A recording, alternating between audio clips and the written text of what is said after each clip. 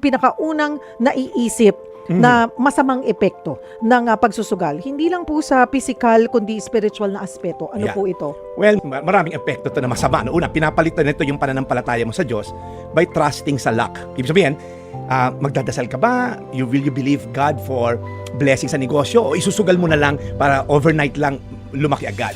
Okay, pangalawa, nag-uugat din talaga kung gusto mong, again, iba yung form of entertainment, Cheryl. Kanina may nabanggit ka na may mga tao naman na slot machine, 1 hour, manalo matalo, akit ng hotel. Okay? So, pagka kasi yung root is, bakit ba? Bored ka ba? Or gusto mo talagang yumaman out of luck?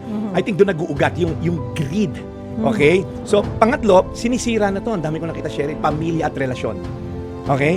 Ang dami kong na-witness sa hotel and even as a pastor, dahil natuto ng online gambling or physically pupunta sa casino, pinaban na nga iba eh. As in, sariling kamag-anak, pinaban yung tatay nila o nanay nila sa pagpasok sa mga casino in hotel. Kasi nasira pamilya, nasira negosyo, nasira lahat.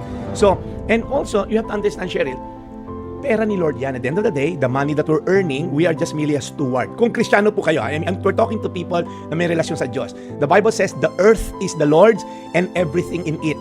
We are just merely steward. Ngayon, eto, nagtatrabaho ko ngayon. Paglabas ko, kung magkapera ko, ibig sabihin, galing kay Lord yung lakas na ginamit ko. Kung anong gagawin ko sa pera ko will determine, will this glorify God or will this glorify me?